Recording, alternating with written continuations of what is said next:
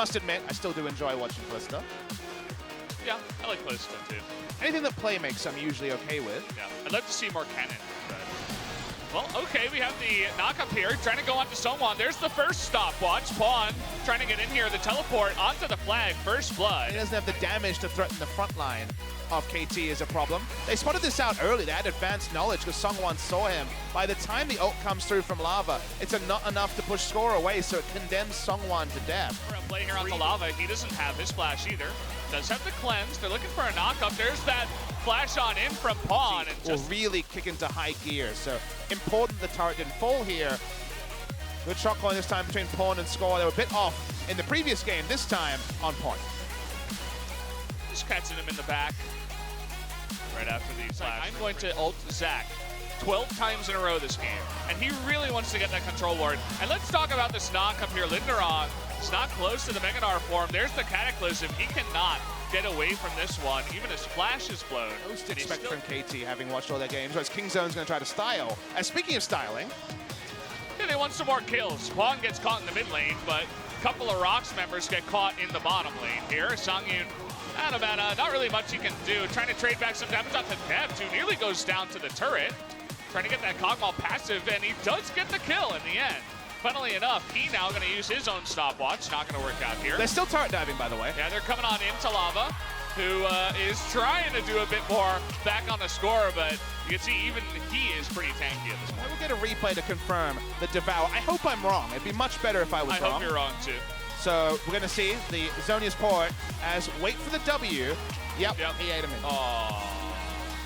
You had one job! Honestly, I don't think it would have saved the Kog'Maw.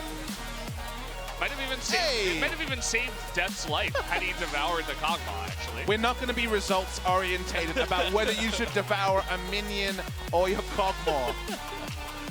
I'm not sure you guys are. Well, Smeb in a little bit of trouble here, has a TP from one of his buddies. It actually gets canceled. He's like, okay, you're going to die anyway, so we're not going to help you here. Oh, the flash over the wall, and Songyun does got get him. the kill. At least posturing to want to fight for it, but Orin is rolling in as well. They're going up against Callista here. Okay, here comes the Orin. They got the knock up here on Tom Kench, and the big knock back by Mana into the Fate's Call. It's the bouncy castle, guys. Welcome back. We are going to have a couple of kills over towards Ski. Pawn, he's just delaying the time of the rest of the members. Nice little knock up there by Linderong, trying to make things interesting, but unfortunately not enough damage here. They will take out Depth in the end, and Someone even does get away with his life for now.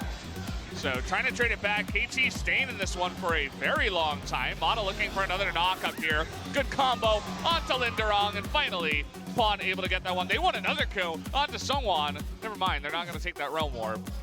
And well, that was a fun one. Nice extended fight. KT take the lead.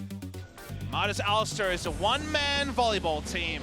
Knocking him up, spiking him down. They're looking for a contest, but that's just going to be reinforcements from ROX. That's going to be Songwon getting very low, but a follow-up Devour means that he does get away with his life. Score waiting for the flag and drag here. Might be a little bit too late. There it is.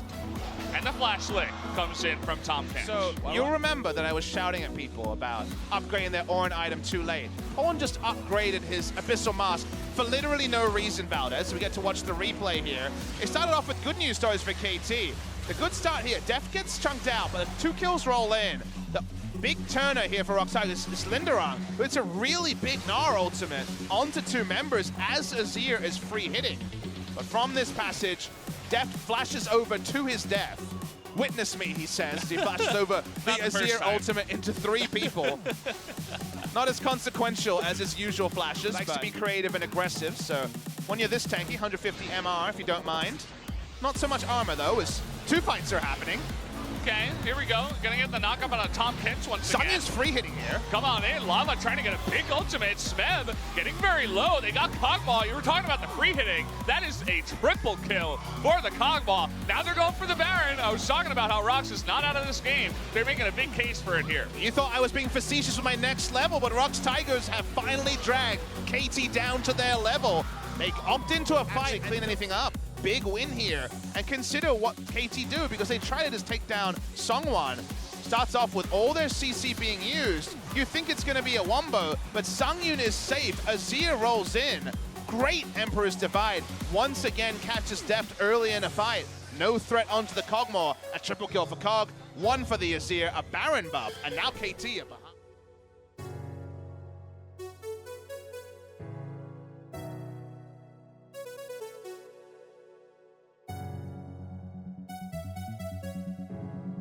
Of any kind is the way KT want to go. Because as you can see, their struggle at trying to deal with Siege is real.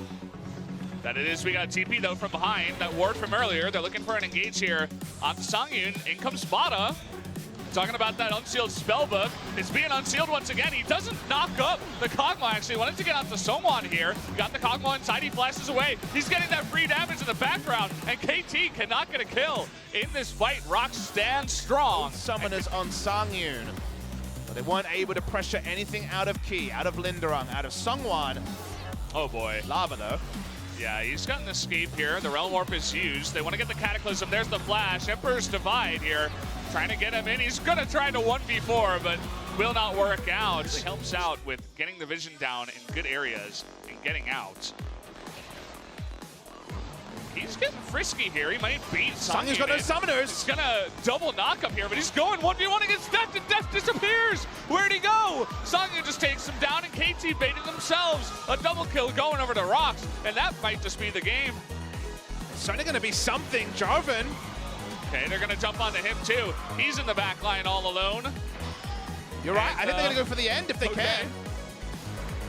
Bizarre series of choices by KT, all baited in. Now they're on Rise. Now Pawn, he's all alone. He's going to try to Realm Warp away behind. He's trying to delay this as much as possible, but at this point, you know, they don't even have to kill Pawn. He wants to, but the rest of his teammates, they're going for the end. He's trying to distract Ki, but it's going to lead to ROX turning. Only 5 seconds on Kalista. Even a flash coming in still there. alive. They really wanted to kill Pawn there. So we have the ace, but here come Deft and Mana going for the respawn. Looks like ROX Tigers still want to go for the ends here. They have a very healthy Azir. Nice little double knockup by Mata, but they have no damage on the back of it. Deft just gets chunked out by Kog'Maw on the backside. Disappears from the Azir damage. Make that 2. Score going to go down here as well. Just cataclysming at the end. This is going to be a big wake-up call for KT as ROX take game number 2. All right, LCK scriptwriters, you pulled off a surprise on me. I did not see the capitulation by KT coming here. They were so far ahead early in the game that you baited yourself into thinking it would follow game 1 script. It didn't. A bit of overexcitedness around invading the red side jungle. Donated free gold to Azir and Kog'Maw, and from there, things came together. The draft from KT looked strong. The early game plan was convincing as well. The KT roster do have this history of stumbling just before greatness. They did not make it to Worlds 2 years in a row. They did lose their series before the Telecom War, and they will drop a game to the ROX Tigers. Yeah. Shout out to the ROX Tigers for keeping their head cool underneath all of the pressure from KT. They knew that people were laughing as everybody expected KT to roll over them with a 2-0, but they're like, no, we have options here. We got the Azir Kog'Maw, and right when they came online and KT kind of threw the underhanded softball pitch to them, they were like, all right, we'll catch this and roll it straight into a win. And you can see the body language of the KT coach on screen, kind of asking the same questions that anyone would ask.